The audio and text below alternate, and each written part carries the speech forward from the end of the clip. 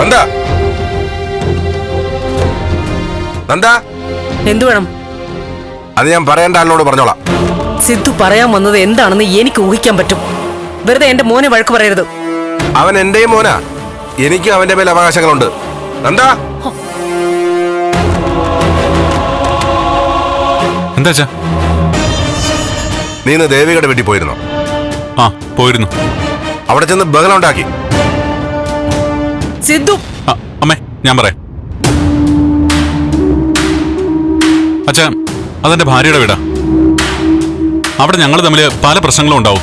അഭിപ്രായ വ്യത്യാസവും വഴക്കും ഒക്കെ ഉണ്ടാവും. അതിൽ അച്ഛൻ ഇടപെടണ്ട. ഓ, അങ്ങനെ ബന്ധം പറഞ്ഞ അവകാശം സ്ഥാപിക്കുക. അങ്ങനെയാണെങ്കിൽ എനിക്ക് ആ വീടുമായിട്ട് ഒന്നിലധികം ബന്ധമുണ്ട്.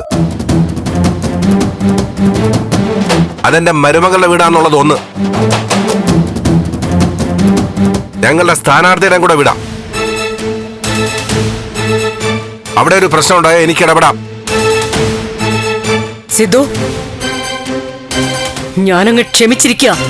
സിദ്ധു കാരണോ ഈ വീട്ടിൽ വീണ്ടും വീണ്ടും പ്രശ്നങ്ങൾ തുടങ്ങുന്നത്. ദേവികയെ സ്ഥാനാർത്ഥിയാക്കരുതെന്ന് ഞാൻ കാല് പിടിച്ച് പറഞ്ഞിട്ടും കേട്ടില്ല. ഇനി അതിന്റെ പേരിൽ ഇവിടെ ഒച്ചപ്പാടും ബഹളം ഒന്നും ഉണ്ടാക്കാൻ വരണ്ട. ദേവികയുടെ ജയസാധ്യത നിങ്ങൾ ഇല്ലാതാക്കുന്നത്. ജയസാധ്യത ഇതൊക്കെ അങ്ങ് പ്രസംഗത്തിൽ പറഞ്ഞാ മതി സിദ്ധു. കുടുംബത്തിൽ രാഷ്ട്രീയ പ്രയോഗങ്ങളൊന്നും വേണ്ട. ഇന്ന് നന്ദൻ ദേവികയുടെ വീട്ടിൽ പോയി. നാളെ ചിലപ്പോ ഞാൻ പോയെന്നിരിക്കും. അതിൽ സിദ്ധു ഇടപെടാൻ വരണ്ട. അല്ലെങ്കിൽ ഒരു കാര്യം ചെയ്, നോമിനേഷൻ കൊടുത്തിട്ടല്ലേ ഉള്ളൂ, സ്ഥാനാർത്ഥിയെ പിൻവലിക്കാൻ നോക്ക്. ജയിക്കാൻ വേണ്ടിയാ ദേവിക മത്സരിക്കുന്നേ. ഭീഷണികൾക്ക് മുന്നിൽ ഭയന്ന് മുട്ടുപടക്കില്ല. എങ്ങനെയൊക്കെ തളർത്താൻ നോക്കിയാലും പതറില്ല.